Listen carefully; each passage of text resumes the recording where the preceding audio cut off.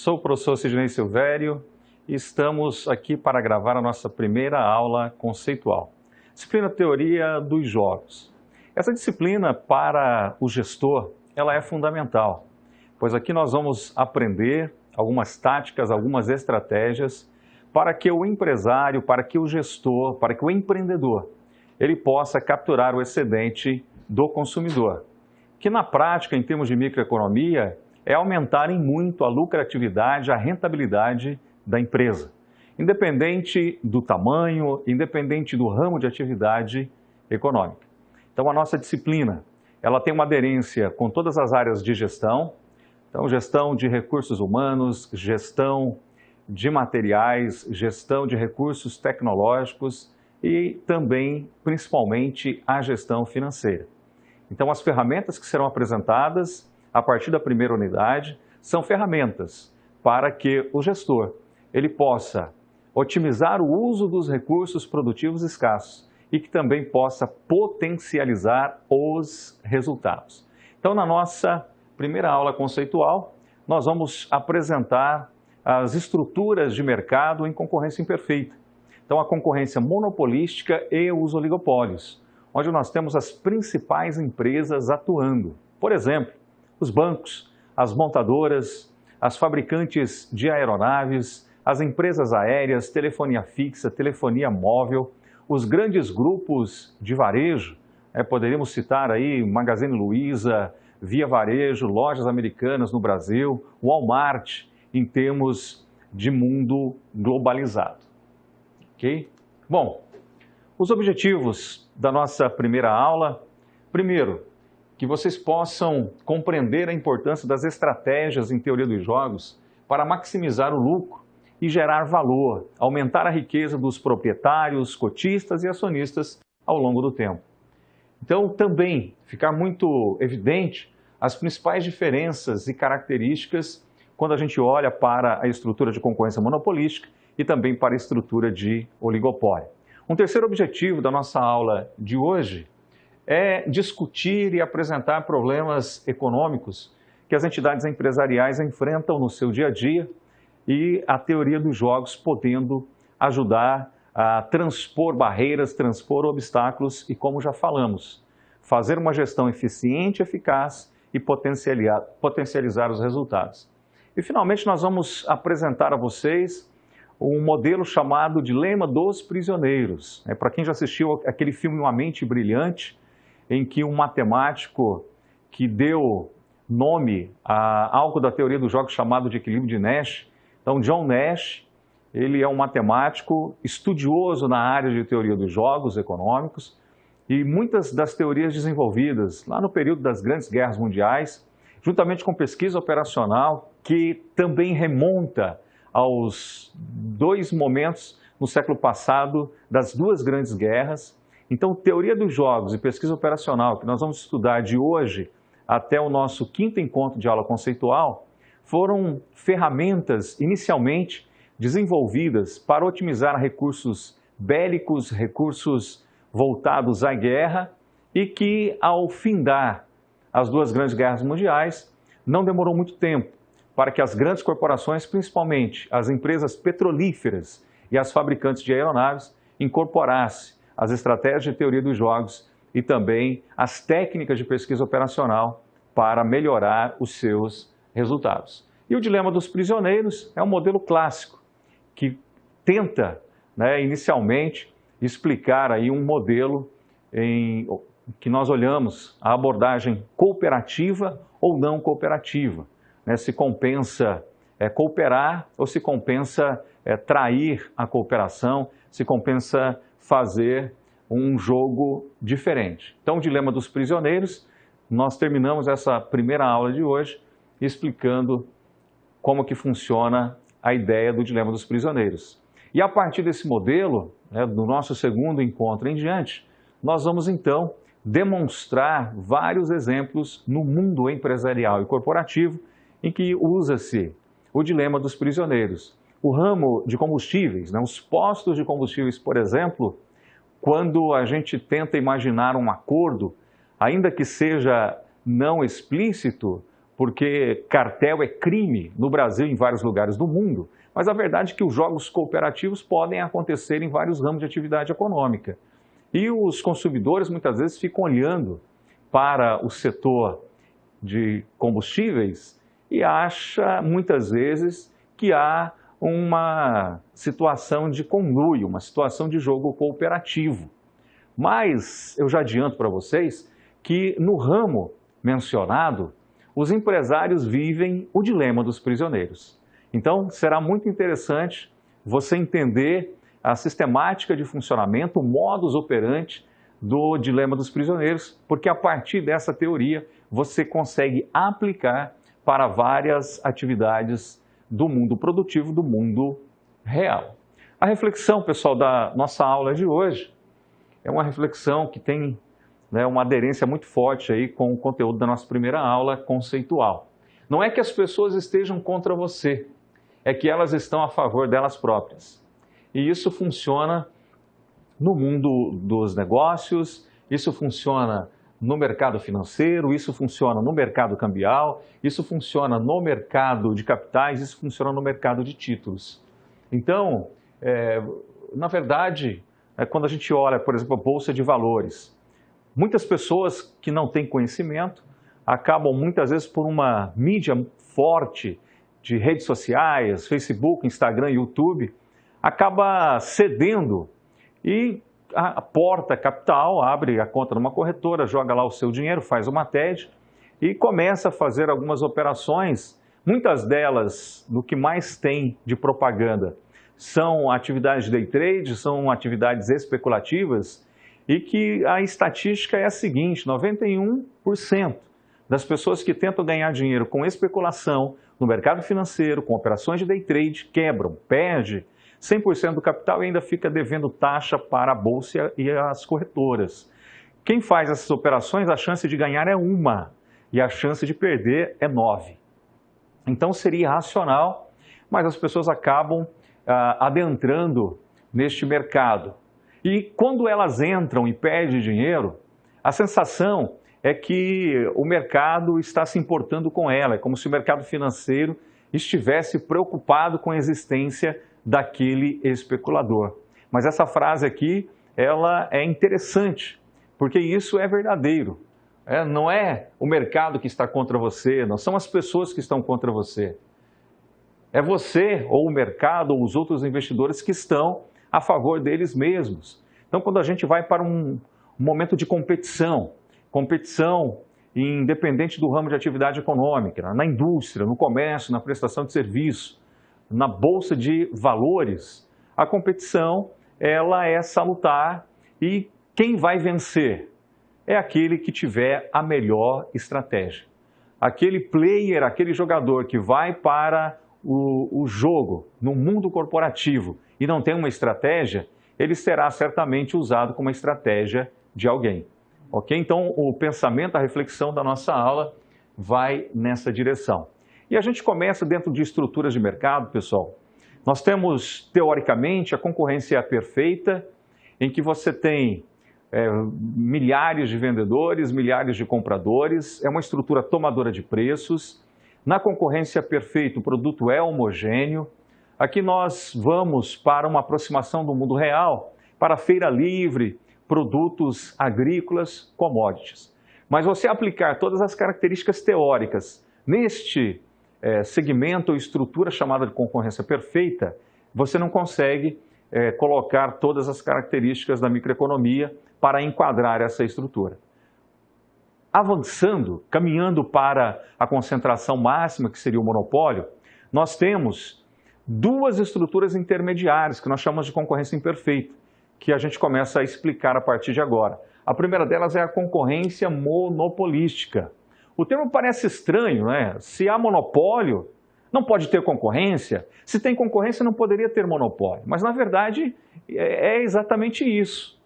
Concorrência monopolística. É o monopólio da marca. Então, você tem várias estruturas, dentre elas os fabricantes de refrigerantes. Nós temos os fabricantes de produtos de limpeza, antigripais, cremes dentais. são produtos fabricados aqui na concorrência monopolística. Rede de supermercados, de farmácias, estão enquadrados aqui na concorrência monopolística. Então você tem, por exemplo, refrigerante de cola. A Coca-Cola detém o segredo industrial e ela fabrica o refrigerante de cola com a marca Coca-Cola. Aí você tem a Pepsi, você tem a Skin Cariol, você tem várias outras marcas regionais, dezenas e dezenas de marcas, vários fabricantes. Por quê? Na concorrência monopolística, há o monopólio da marca, o produto é diferenciado, aqui as empresas têm uma forma de influenciar o preço final de venda ao consumidor, há poder de mercado, e aqui você começa a ter algumas barreiras de entrada e saída de novos players, de novos empreendedores do mercado, ok? Então isso é concorrência monopolística. Você tem o monopólio da marca, né, quem fabrica determinada marca, mas atua numa estrutura que você tem dezenas e dezenas de produtores e vendedores, ok? Como a imagem está colocada aí, a gente exemplificou com a indústria de refrigerantes. Bom, a outra estrutura de concorrência imperfeita, que faz parte aqui da nossa unidade 1, aula conceitual referente à unidade 1, é a estrutura de oligopólio. Então, nós começamos no primeiro degrau, a concorrência perfeita, subimos para a concorrência monopolística e agora nós vamos para os oligopólios. Então, oligopólio, aqui, o produto pode ser homogêneo ou diferenciado. Você tem poucos vendedores que dominam o mercado, geralmente de 3 a 5 empresas que vão deter mais de 70% de market share, de participação de mercado. Como está colocado no slide, você tem a imagem de um veículo. Então, as montadoras, como é o caso da General Motors, que nós chamamos no Brasil de Chevrolet, Ford, Toyota, Honda, Volkswagen, Audi, etc., são montadoras que atuam numa estrutura de oligopólio. As empresas aéreas, os bancos, as empresas de telefonia fixa, as empresas de telefonia móvel, fabricantes de computadores. Então, existem vários segmentos importantes para gerar emprego e renda e divisas que estão enquadrados aqui no oligopólio.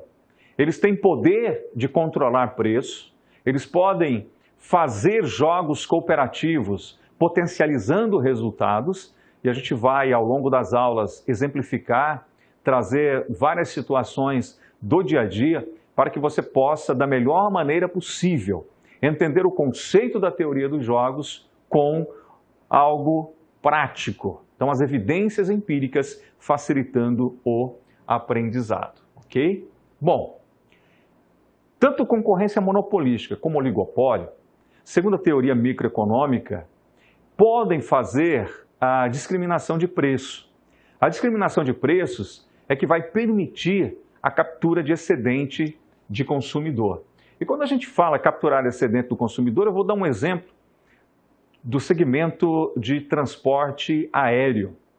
Então vamos imaginar que você faça a cotação no site da Azul, da Gol, da TAM, procurando, por exemplo, uma passagem aérea de Curitiba, capital do Paraná, para Brasília, a capital da República Federativa do Brasil. Então vamos imaginar que você fez a consulta para comprar com 30 dias de antecedência e você encontrou uma passagem custando R$300. Bom, o voo será daqui 30 dias. Vamos imaginar que uma semana antes da viagem, um outro consumidor, por questões de trabalho, também saindo de Curitiba, indo para Brasília, faz a aquisição de uma passagem aérea. Só que agora não é mais R$300, o bilhete está valendo R$1.000. Pessoal, a aeronave é a mesma, o serviço de bordo é o mesmo, o voo é o mesmo. Só que um consumidor pagou um preço competitivo de R$300. Um segundo consumidor pagou R$1.000.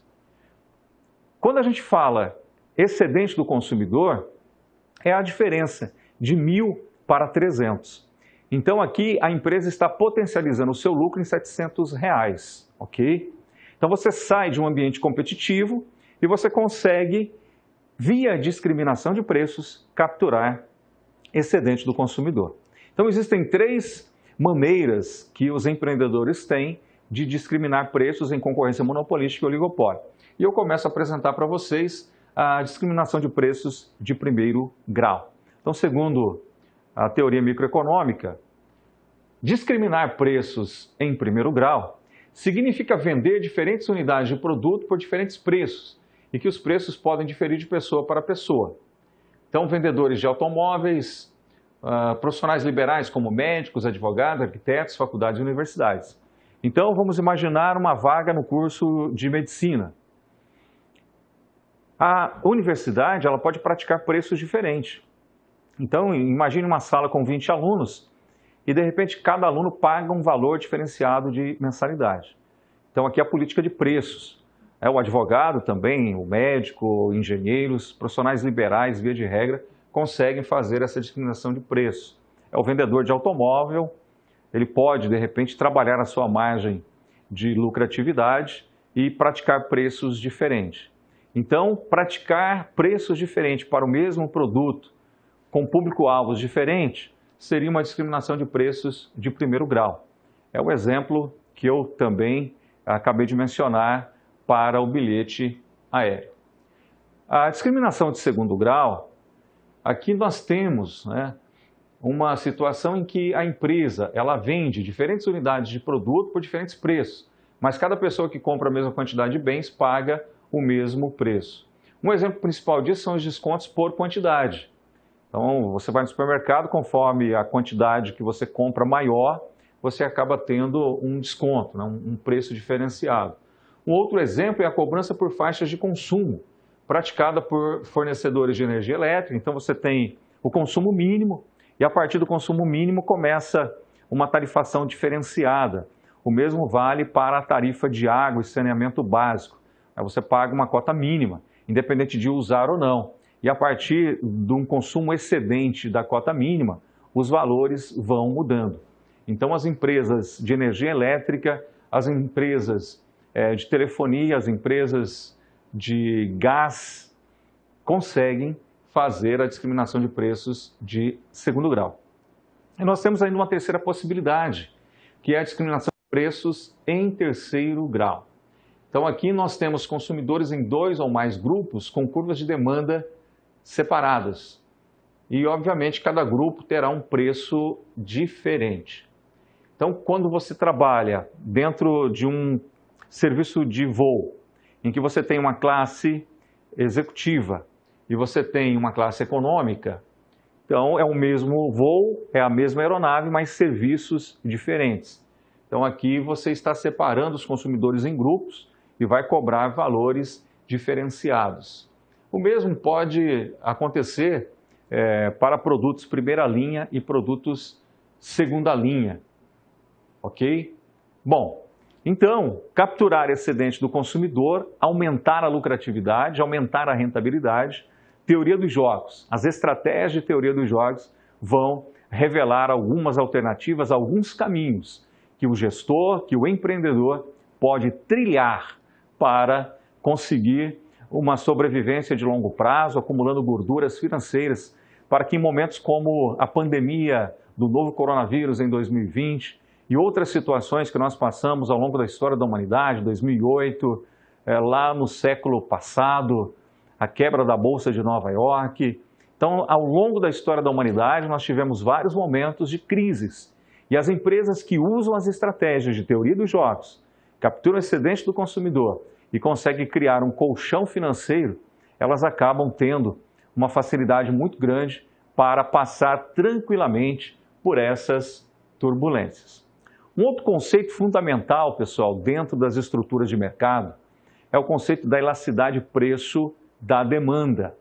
Muitas vezes, nós consumidores ficamos abismados de olhar propagandas de chocolates que foram fabricados no Brasil, são comercializados nos Estados Unidos, por exemplo, a R$10, já convertido pela taxa de câmbio.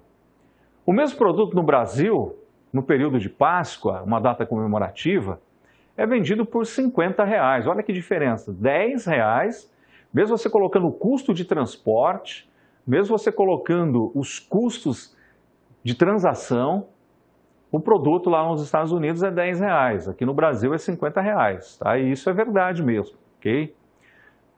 No Brasil, as pessoas pagam em torno de R$100 mil num veículo sedã. Este mesmo veículo nos Estados Unidos seria comprado por R$35 mil. Olha que diferença gritante. Um iPhone no Brasil é comercializado a R$7 mil. Nos Estados Unidos você compraria o mesmo aparelho por cerca de R$1.500. O que explica isso, pessoal, não é a taxa tributária ou a carga tributária bruta. O que explica isso, numa maior proporção, é exatamente a sensibilidade do consumidor a alterações no preço, que é refletido na elasticidade de preço da demanda, ok? Quando a gente fala, olha, o ovo de Páscoa nos Estados Unidos, do mesmo fabricante, é comercializado a R$10 e no Brasil a R$50, é a mesma coisa que dizer o seguinte: para o americano, ele não está preocupado com a tradição da Páscoa, o americano está preocupado com o bolso. Logo, o bolso do americano é sensível ao preço do produto chocolate. Lá a demanda é elástica. No Brasil, quando o consumidor aceita pagar R$50 de boa e presenteia os filhos, os sobrinhos, os netos, a esposa, os amigos do trabalho, mesmo gastando uma quantidade muito grande de dinheiro, é porque a tradição da Páscoa é forte no Brasil e o bolso do brasileiro, dentro da ótica da elasticidade de preço da demanda, ele seria demanda inelástica, ok? É o que está colocado aí no slide para vocês, beleza? Então nós temos aqui, se o coeficiente da demanda for maior do que 1, significa que a variação percentual na quantidade é maior do que a variação percentual no preço. Então você tem uma demanda elástica, ok? Por exemplo, nos Estados Unidos, a elasticidade de preço da demanda da Coca-Cola é em torno de 5. Isso significa que se a Coca-Cola subir 1% o preço do produto nos Estados Unidos, a demanda, o consumo diminui 5%, ok?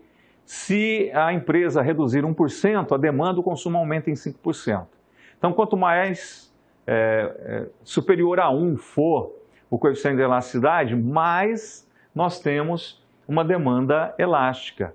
E para produtos de demanda elástica, segue algumas estratégias em que você pode utilizar guerra de preço, ok? Bom, e a demanda inelástica? A demanda inelástica, pessoal, o coeficiente é menor do que 1. Então, a variação percentual na quantidade é menor do que a variação percentual no preço. Então, vamos imaginar que a elasticidade para ovos de chocolate nos Estados Unidos é 0,8. Bom, se subir o preço... Não, perdão, né? Lá seria o elástico, que a gente acabou de falar, e ainda dando o exemplo da Coca-Cola. Para a demanda inelástica seria o Brasil. Então, dando um exemplo de 0,8. Então, se subir 1% o preço, a demanda cairia em 0,8%, ok? Então, não tem sensibilidade ao bolso, alterações no preço, quando a gente fala que a demanda é inelástica. Por exemplo, remédios. As farmácias atuam com produtos de demanda inelástica. Então, se o empresário ele começa a colocar em funcionamento uma farmácia e ele vai para a guerra de preço, achando que vai vender mais por isso, ele está equivocado, ele vai quebrar, porque a concorrência não vai entrar nessa vibe, vai continuar vendendo, porque os produtos são de demanda inelástica. Por exemplo, quem usa remédio contínuo, mesmo que o preço diminua, você não vai consumir mais remédio por isso. Então, remédios, produtos de primeiras necessidades, por exemplo, sal. O sal pode ter uma redução considerável no preço, que a quantidade consumida ela não vai se alterar, porque ele faz parte de bens de primeiras necessidades na alimentação no Brasil e no mundo. Então, conhecer o coeficiente de elasticidade de preço da demanda ajuda a usar as técnicas de teoria dos jogos para um planejamento estratégico para os momentos em que a empresa vai fazer aí o seu mix de divulgação, o seu plano de marketing. Então veja como é fundamental o conhecimento da elasticidade de preço da demanda. Usando regressão linear, que é uma técnica de econometria, estatísticos, economistas conseguem calcular o coeficiente. As duas únicas informações necessárias é o preço e a quantidade vendida de qualquer produto, de qualquer serviço. Com essas duas informações, nós conseguimos criar um modelo usando regressão linear e calculando, estimando a elasticidade de preço da demanda, ok? E nós temos ainda uma situação de demanda unitária, quando o coeficiente é igual a 1. Aí a variação percentual na quantidade será igual à variação percentual no preço, ok?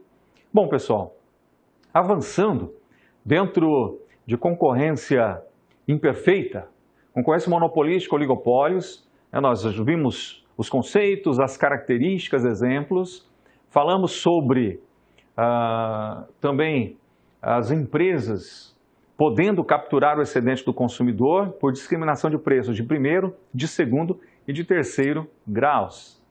O coeficiente de elasticidade de preço da demanda.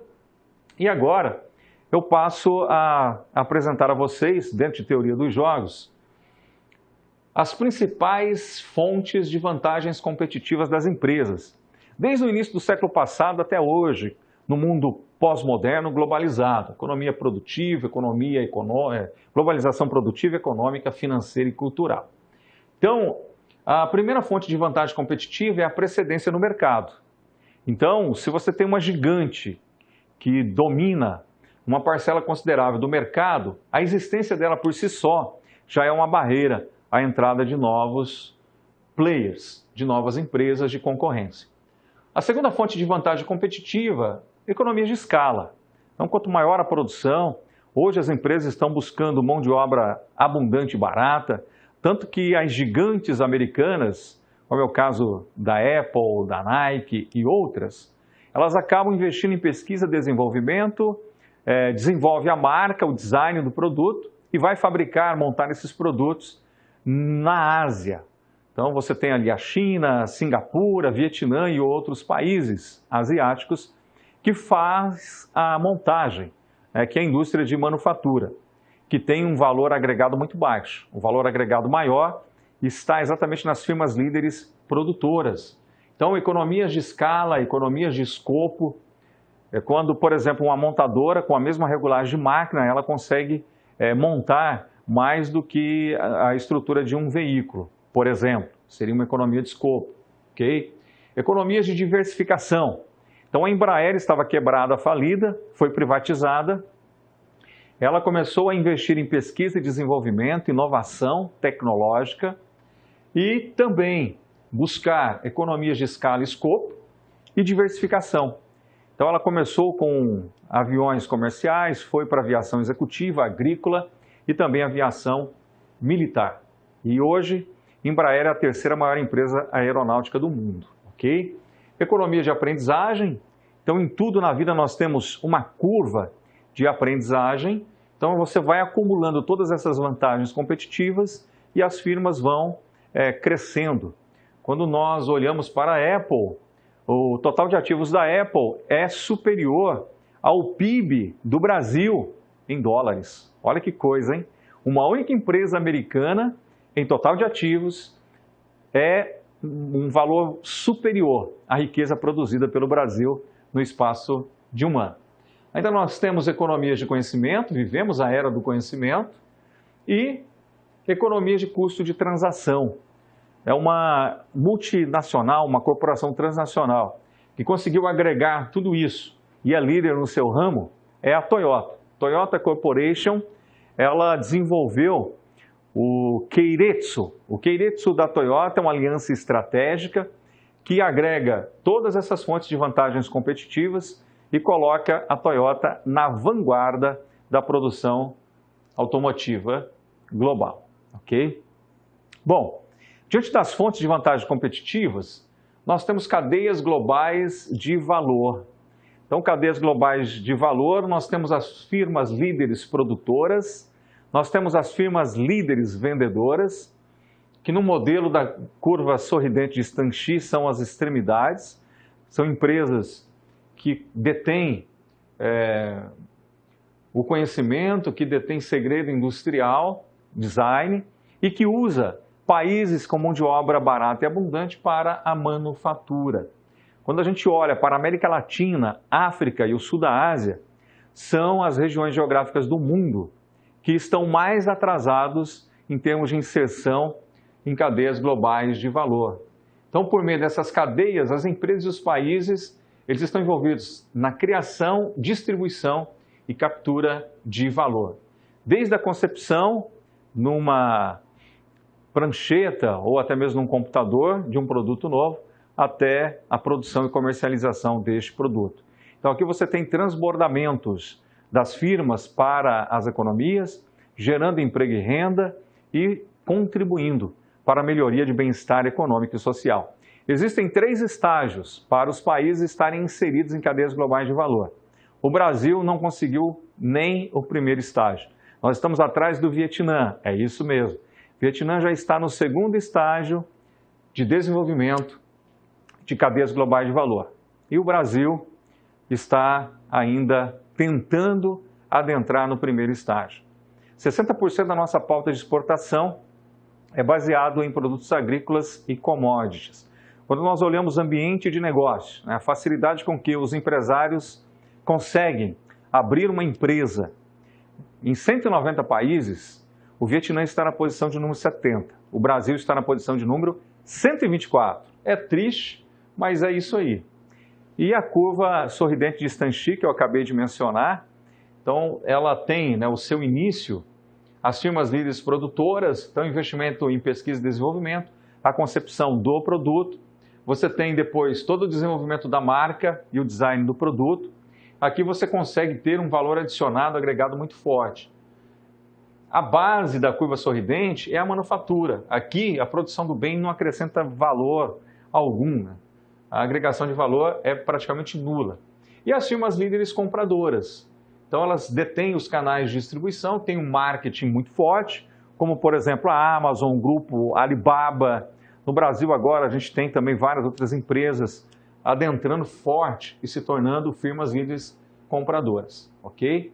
Então aí, esse conceito fundamental para que você entenda a estrutura de mercado imperfeita, concorrência imperfeita e esse ambiente global, esse ambiente globalizado. Por isso eu estou falando de cadeias globais de valor. E terminamos agora essa primeira aula conceitual, pessoal, apresentando a vocês o modelo chamado dilema dos prisioneiros. Bom, esse modelo, ele na verdade está baseado na teoria da decisão. Então é o caso em que 2 criminosos são submetidos a um interrogatório, mas eles estão separados.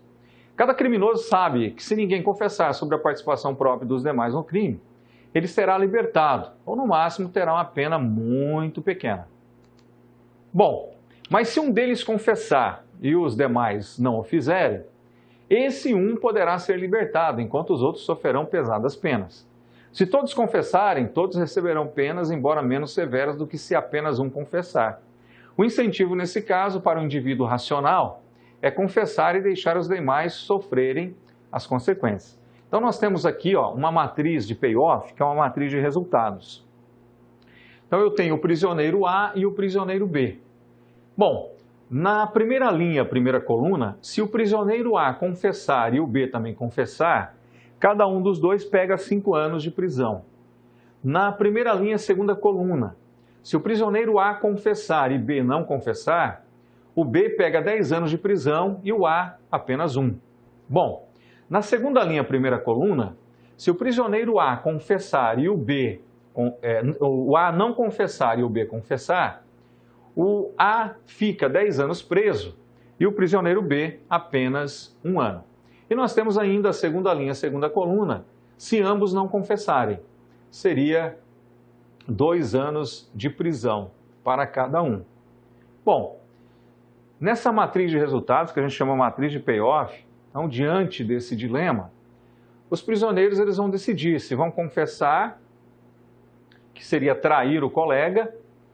Isso seria, olhando para si, a melhor opção, porém, ao levar em conta o que o outro prisioneiro vai fazer, aí nós vamos chegar na conclusão de que confessar, trair, levando em conta o que o outro prisioneiro vai fazer, é a melhor alternativa, que seria o equilíbrio de Nash, ok? Quando a gente aplica o dilema dos prisioneiros para o segmento de postos de combustíveis, vamos imaginar que os empresários combinaram um preço para o dia seguinte. Porém, como não é um acordo explícito, porque conluio é crime, cartel é crime, vamos imaginar que foi um acordo entre 10 empresários. Os 10 empresários eles vão dormir e eles sentem na alma o peso do dilema dos prisioneiros. Por quê? Dos 10, se um trair, se um furar o acordo, esse um ele vai ganhar em escala, ele vai vender muito mais, porque combustíveis têm elasticidade de preço de demanda elástica, ok? E aí, dos 10 empresários, os 10 empresários ficam com a pulga atrás da orelha. Então eles vão olhar para o dilema dos prisioneiros e ficar estudando a possibilidade de traição, a possibilidade de alguém furar o acordo, tá certo? E se o acordo é jogo de uma rodada única, o dilema dos prisioneiros ele é 100% válido. Se você tem um jogo que será rodado várias semanas, ou seja, tem várias repetições, aí é possível avaliar o grau de cumplicidade e o grau de traição. E aí você pode rearranjar as estratégias do jogo, seguindo a concorrência imperfeita, seguindo a possibilidade de capturar excedente do consumidor, seguindo tudo aquilo que a gente passa a estudar já a partir da nossa segunda aula conceitual. Ok, pessoal? Então, está aí a nossa primeira aula, terminando com o dilema dos prisioneiros. Então, de forma racional, prisioneiro A, prisioneiro B, se eles ficarem em silêncio, ambos terão menos tempo na prisão. Que é aquilo que a gente já falou, né? Individualmente, a melhor alternativa seria não confessar, seria ficar em silêncio. Porém, se o outro prisioneiro confessa e eu, que sou o prisioneiro A, por exemplo, fiquei em silêncio, o outro que confessou, ele terá 1 ano de prisão e eu fico 10 anos preso. Então, considerando essa possibilidade do outro prisioneiro trair, do outro prisioneiro confessar, aí o que eu vou fazer também? Eu também vou confessar. E aí a gente cai no equilíbrio de Nash. Confessar é a melhor alternativa neste jogo de dilema dos prisioneiros, independente do que o outro prisioneiro, independente do que o outro jogador venha fazer ou realizar. Beleza? É isso, pessoal. Estamos chegando ao término da nossa primeira aula conceitual. Então, nesta aula, nós estudamos a estrutura de concorrência imperfeita, as características de concorrência monopolística e oligopólios, discriminação de preços de primeiro, segundo e terceiro graus. Estudamos também a elasticidade de preço da demanda e estudamos também fontes de vantagens competitivas e a inserção das empresas e dos países em cadeias globais de valor. E terminamos com a exemplificação do modelo clássico, conhecido mundialmente e que nós replicamos em várias áreas e ramos de atividade econômica, que é o dilema dos prisioneiros. Pessoal, forte abraço, fiquem com Deus e até o nosso próximo encontro, em que vamos estudar estratégias em teoria de jogos.